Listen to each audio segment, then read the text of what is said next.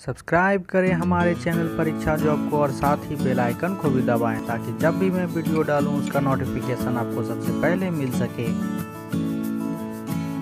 और विधानसभा का ये सत्र बुलाया, सभी सदस्यों की मैं समझता हूं ये इच्छा थी कि कोरोना के ऊपर चर्चा हो, लेकिन पता नहीं क्या कारण रहे, बार बार राज्यपाल महोदय के द्वारा मना किया गया कि सदन नहीं बुलाया जा सकता, लेकिन अंततः बुलाया गया। अभी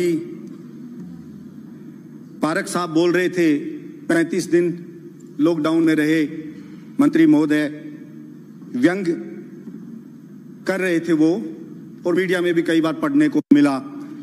मैं सिर्फ ये कहूंगा, मैं बहुत छोटा आदमी हूं, पहली बार जीत के आया हूं, बहुत बड़े बड़े लोग हैं, बहुत उनमें ताकत है, वो किसी को भी लॉकडाउन में कभी भी भेज सकते हैं, लेकिन मेरी हाथ जोड़ के विनती है उनसे कि लॉकडाउन में गए, मुझे नहीं पता कौन डरा कौन नहीं डरा, लेकिन राजस्थान की 8 करोड़ जनता भयभीत थी, गरीब मजदूर भयभीत था कि पहले अंग्रेजों का राज था, मुगलों का राज था।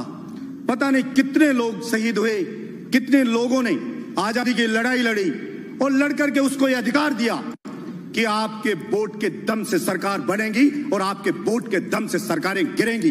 उसको लगा कि मेरा यह अधिकार कहीं छिनने वाला तो नहीं है, लेकिन भगवान की मेहरबानी कहें, सदस्यों की कहें कि वो गरीब को लगा कि नहीं, उसके वोट की अहमियत है।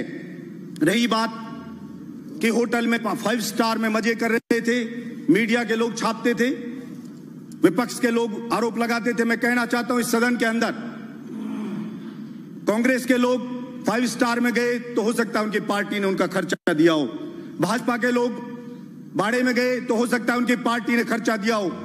आपकी पार्टियों को बड़े बड़े लोग चंदा देते हैं, लेकिन हम इंडिपेंडेंट लोग हैं, हम जीरो से उठ के आए और जनता के दम पे आए और दोनों पार्टी सारी पार्टियों को हरा के सदन में आए। उस जनता ने हमें यहां चुन करके भेजा है, लेकिन जनता ने कहा कि हमारे वोट की कीमत को बचाइए, तो हम गए, मीटिंग में गए और अपने जेब के पैसे से पानी पिया। 1 नंबर का चेक भी मुख्यमंत्री को दिया है। आपका पानी नहीं पिएंगे, आपकी चाय नहीं पिएंगे, निस्वार्थ बिल्कुल हम सपोर्ट करेंगे, क्योंकि हमें उस वोट की कीमत को बचाना है, इसके लिए हमने वोट किया। इसलिए कभी यह आरोप नहीं लगाना कि हम 5 स्टार में होटल में जाके मजे कर रहे थे। 1 नंबर से मेरा चेक गया हुआ है, 1-1 रुपए का होटल का बिल बलजीत यादव ने अपनी मेहनत की कमाई से चुकता किया है, किसी कांग्रेस पार्टी या मुख्यमंत्री के पैसे से चुकता नहीं किया है। वो ऑन रिकॉर्ड है, आपके पास इनकम टैक्स से पता करवा लेना कितना पैसा मेरे अकाउंट से गया है।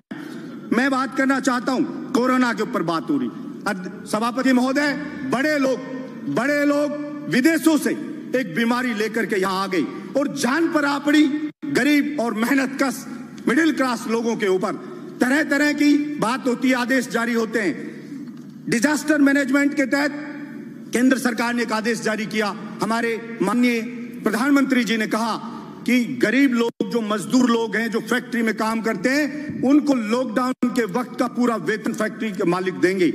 लेकिन एक भी गरीब को, हिंदुस्तान को, अगर सच्चाई आप जानना चाहते हैं तो आपने बोला, और स्टेट गवर्नमेंट ने भी, मैं कोई पक्ष नहीं लूंगा, अगर गलती स्टेट गवर्नमेंट की होगी तो निश्चित रूप से छाती ठोक के विरोध भी करके मैं बोलूंगा कि यह चीज गलत है। हिंदुस्तान की सभी स्टेट गवर्नमेंट ने आदेश जारी कर दिया, डायरेक्शन जारी कर दिए कि हां सबको लॉकडाउन के वक्त का वेतन दिया जाएगा, लेकिन एक को भी नहीं मिला, एक भी आदमी को। इसलिए मैं मांग करता हूं इस सदन के अंदर कि आप कोई बिल लेके आए और आप बिल्कुल इस चीज के लिए स्ट्रिक्टली उसको जारी करवाएं। केवल बोलने से सस्ती लोकप्रियता हासिल करके पीछा नहीं छूटेगा। आप उस गरीब को उसका हक दिलाएं, उसको जो उसकी नौकरी छूट गई, निकाला जा रहा है, उसका वेतन नहीं मिल रहा है, उसको दिलाएं।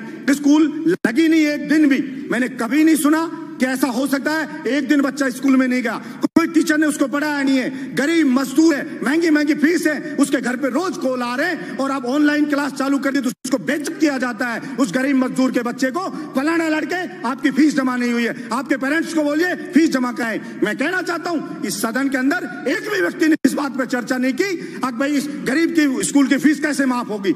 और सुप्रीम कोर्ट में गए, अभिभावक गए, तो सुप्रीम कोर्ट ने कहा हर स्टेट के अलग अलग चीजें प्रॉब्लम है, अलग अलग स्थिति, आप हाई कोर्ट में जाइए। वहां की गवर्नमेंट से बात करिए। लेकिन मैं कहना चाहता हूं, आपने बोल दिया एक बार, बोलने से नहीं होगा।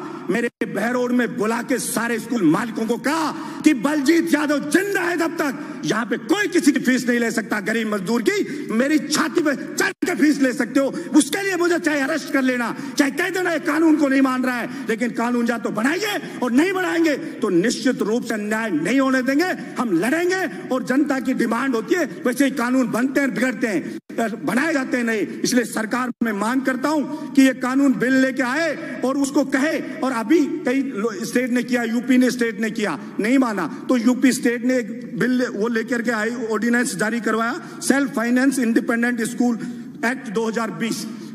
क्योंकि स्कूल मालिक को अगर आप कुछ नहीं कहोगे तो वो रुकेगा नहीं, केवल आपके भाषण से कहने से नहीं रुकेगा। आपको कोई भी ऑर्डिनेंस लेकर के आइए, जारी करिए, कोई एक्ट बनाइए तो आप कह सकते हो। ये कतई भी व्यवहारिक नहीं है कि एक दिन भी कोई स्कूल बच्चा गया नहीं और उससे फीस ली जाएगी। मकान किराया, सभापति महोदय, गरीब का, किसान का बेटा यहाँ कोचिंग करता, तैयारी करता है, वो बेचारा कॉलेज यूनिवर्सिटी में पढ़ता है, किराए पे मकान लेके रहता है। आपने लॉकडाउन कर दिया, वो अपने घर पे अटक गया, उसका सामान पड़ा है यहाँ पे मकान मालिक के पास। मकान मालिक कह रहा है कि मुझे किराया चाहिए लॉकडाउन के वक्त का भी। वो कैसे किराया दे? वो किसान, उस बेचारे के कमाई बंद, फसल उसकी उजड़ गई, मजदूर की फैक्ट्री में नौकरी छूट गई, सब कुछ बर्बाद हो गया उसका। और फिर उससे कह रहा बिजली का बिल आ रहा है, वो बिजली का बिल माफ करना चाहिए उसका। और वो मकान किराया, आप अगर कोई वास्तव में नीडी है, वास्तव में कोई गरीब है, मकान मालिक कि उसके सब कुछ उसी पर चलता है, तो सरकार सर्वे करवाए और केंद्र सरकार और स्टेट गवर्नमेंट मिलकर के वो मकान किराया दे। कोई बहुत ज्यादा किराया नहीं है। आप सैनिटाइजर छिड़का रहे हो, सब बातें करें, सैनिटाइजर छिड़को, कुछ नहीं होना। सैनिटाइजर पानी छिड़केंगे, खा जाएंगे लोग बाग। इसलिए आप ये चीज करने की बजाय मकान का किराया दें, बिजली का बिल माफ करें और वो जो मजदूर है उसको उसका हक दिलाएं, उसको उसका वेतन मिले, ये चीज सुनिश्चित करें। पड़ोस का स्टेट मध्य प्रदेश अभी कह रहा है केवल मध्य प्रदेश के लोगों को सरकारी नौकरी मिलेगी।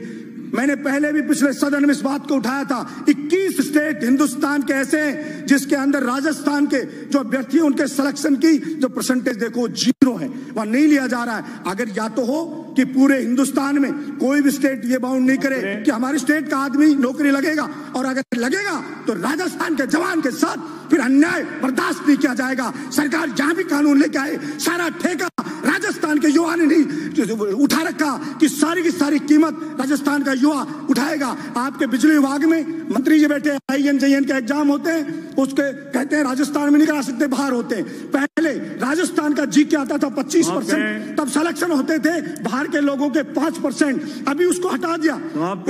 यहाँ के राजस्थान के GK को तो सिलेक्शन अभी कितना रिजल्ट में आया, 61.8% बाहर के लोग यहाँ पर आ गए और यहाँ के राजस्थान के लोग रह गए। इसलिए मैं मांग करता हूँ, एक खत्म करो, एक मिनट, PWD में हुआ, उसके अंदर इसके GK है राजस्थान की, उसमें 5% बाहर के लोग आए।